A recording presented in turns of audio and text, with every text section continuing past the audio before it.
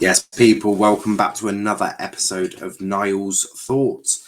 And today we're going to talk about, has Aaron Ramsdale fixed Arsenal and what is happening with Harry Kane? Right, he's not the same guy. But let's start with Ramsdale. A lot of people in the summer, when Ramsdale was linked with Arsenal, were like, oh my God, we can't get Ramsdale. He's not good. He's been relegated 4 times. Every team he's joined, he's been relegated. Blah, blah, blah, blah, fucking blah. Right. So we've got that bit over and done with. I backed Ramsdale, mind you, from the very start. I said that once you put a good defence in front of him, he will improve, and he'll improve the team he's at. And guess what? It's very early, and I also said it would bench Leno with ease. Hi, I am visionary. But why has Aaron Ramsdale improved Arsenal? Well, quite simply, he's a better goalkeeper than Leno. So he's better at passing out from the back. He's more comfortable with the ball at his feet. He also commands that box. And we haven't seen any of that with Leno. He's dodgy of the ball at his feet, doesn't command his box, so he's a pussycat. All of these things you don't want from a goalkeeper. And I think the thing with Ramsdale is you can see the passion, you can see the determination, you can see him wanting to do well. And I think these are the things that Arsenal are needing. Now, I've bantered Arsenal on more than one occasion. It's a regular occurrence that I do. But I don't banter Ramsdale because I like Ramsdale. I think Ramsdale is a fantastic goalkeeper. Now, you ask him, well, can one person really fix the issues at Arsenal? And of course not. But I think it sets off a mood. I think the defence becomes happier. The defence becomes more comfortable. That, therefore, then leads further up the pitch. You saw Xhaka and Partey will look more comfortable. If a ball comes in from Ramsdale, they know that it's a comfortable one, because Ramsdale's not really the type of guy who's going to chuck you under the bus by i.e. giving you a dodgy pass. For example, Leno to Xhaka against Burnley last season. I think his confidence, he's confident about his own ability. He's athletic as well. I mean, did you see that shot from Lucas Moura where he's acrobatically turned it onto the bar? With Leno, that probably goes in, let's be real. That probably goes in. And there's also a few other times where Ramsdale is screaming at his defence, but he also, there's a cohesion. He's running up to him, thanking him, really passionate. And a lot of people got passion merchants and all this. And Ramsdale isn't just a passion merchant. Of course, he's got that energy. He's got that aura about him, that he's confident, he's commanding, he's vocal. These are all things you want in a good goalkeeper, right? It's all things I don't think Leno has. I think, Ramsdale, for me, is going right to the top. I think what Arsenal have done is they've brought in a very, very good young goalkeeper, and a goalkeeper who I can see going right to the very top with England. I rate him more than I rate Dean Henderson. I rate him more than I rate Pickford at the moment, but Pickford hasn't let England down, so therefore you can't really drop Pickford out of the England team. Ramsdale, for me, is second choice now. I think he's better than Pope. I think if you look at the English goalkeepers, I think he's probably, better than all of them. The only reason that he can't be number one for England at the moment is probably because Jordan Pickford has just been so consistent and so good for England that Ramsdale just cannot, budge him out the way. But I do see Ramsdale really, in theory, should be second choice now. I rate him more than I rate Dean Henderson. That's not me slating Dean Henderson. I think Dean Henderson is a great goalkeeper. I simply think that Ramsdale is a lot better than him. But back to Arsenal, and I think one transfer. It's not just one transfer, is it? It's Ben White as well, Tomiyasu, Odegaard, Tavares, Lokonga. They brought in a load of young players. But I think the most important signing for Arsenal has been Aaron Ramsdale. I think Ramsdale has just been too good for me in a lot of these games. I think back to Burnley. I thought he had a great game against Burnley.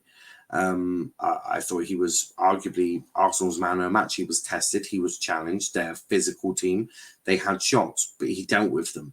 Then he had the dodgy pass back from Ben White, but he dealt with it, got to the ball first, didn't give away a penalty, therefore, saved his team all 3 points. These are not things that you see from Leno. And these are the sort of issues that you get. But moving away from that, and look, I think Arsenal potentially, if Ramsdale can keep this consistency up, maybe have a shot at Europe. Maybe, but it can't just be Ramsdale. It has to be all of them. Saka has to turn up. Smith Rowe has to. Odegaard, Aubameyang, Lacazette, the lot of them. They all have to turn up for Arsenal to be successful. Now, let's move over to the white side of North London, and let's talk about Spurs, and let's talk about Harry Kane, shall we? Because for me, a lot of people went, he was unhappy. I would be unhappy if I was losing 3-0 in a derby. He's passionate. He cares. He cares about Tottenham.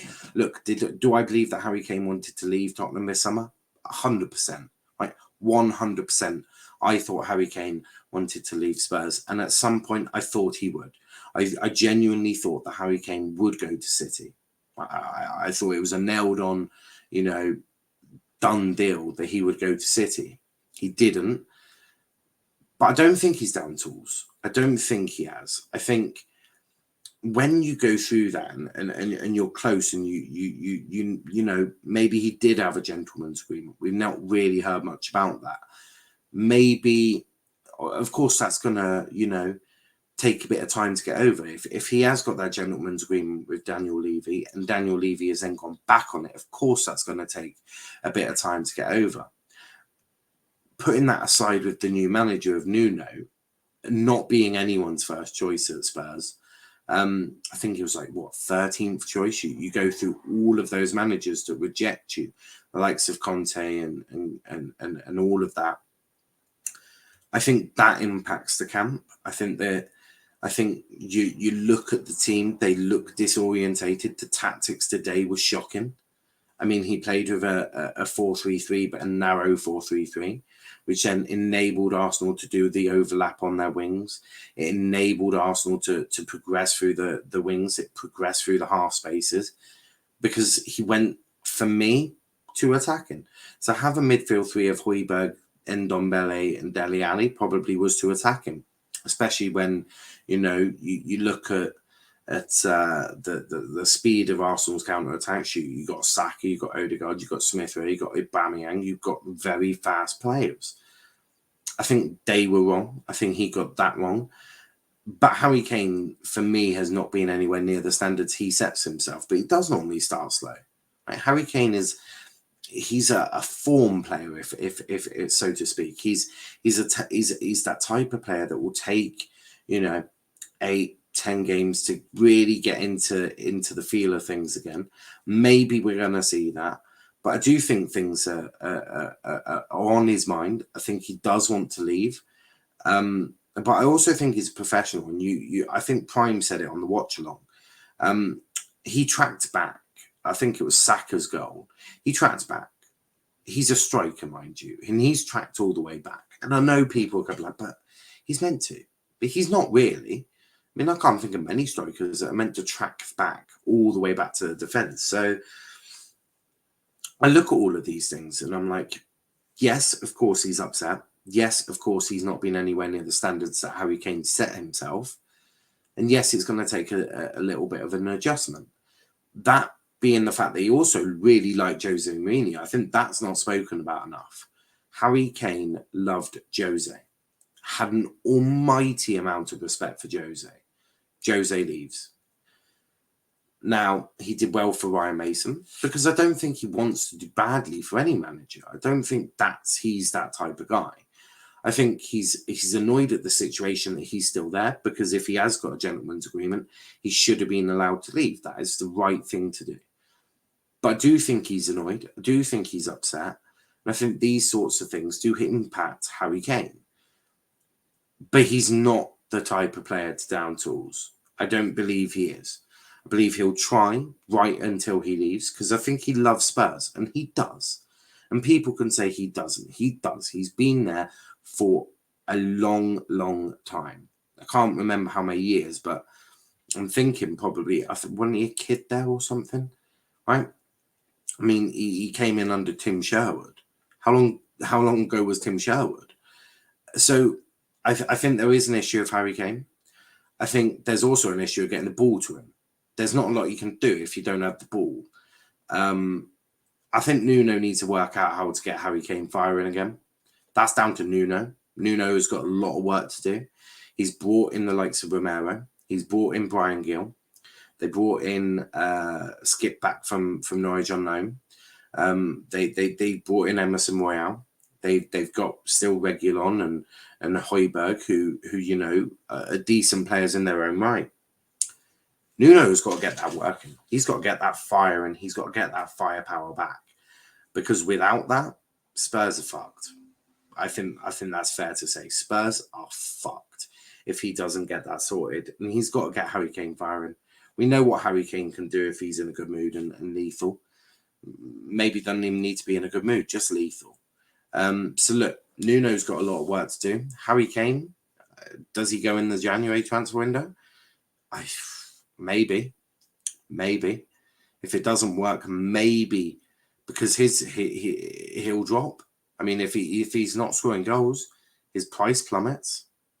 You weren't going to get more than you were in this summer's transfer window. Holding out for 150 million was never going to happen. Never in your right mind.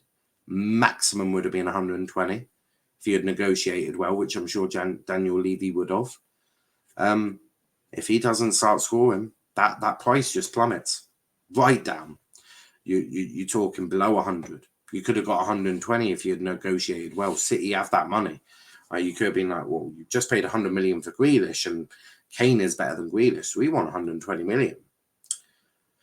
If you had said that before they had spent money on Grealish, maybe they would have gone for Harry Kane. They would have been like, well, wait up, only 20 extra million, and we can go get Harry Kane, fix our problems. That's in theory. I think Tottenham, if they wanted money for Harry Kane, I think that was the perfect time to do it. I don't think you're going to get more now, especially if he isn't scoring and if Tottenham are in bad form. I mean, he was top goal scorer and top assister last season. You could have commanded 120, 130 million. Nowhere near 150. No team is paying that for a striker. 120, 130, maybe if you negotiate well. Right? You're not getting anywhere near that if he ain't scoring. If he ain't scoring goals and he ain't assisting, no team's paying that. So Tottenham have got a big problem. And Nuno has got a big problem. He's got to work it out. He's really got to work it out. But it's only a quick one. It is Niall's thoughts, so I don't want to drag it on too long. I'm sure we're going to speak more about Harry Kane in the coming months. We'll also talk more about Ramsdale. I'll be keeping my eyes on this young man and really see if he does transform Arsenal. And so far, they've not lost with Ramsdale in goal. Hey, maybe it is things going well for him. Before you go, hit the like button, hit the subscribe button as well if you are new to the channel. If you have popped onto his channel because it's a recommended video, hit the subscribe button. We've got plenty of great content for you guys. Tomorrow, we have the weekly review show, Monday, 9 p.m, so do join us for that.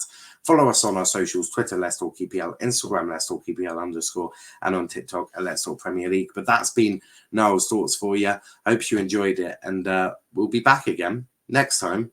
I think we'll probably end up talking about Ollie, don't you? Have a good night, guys. Peace out.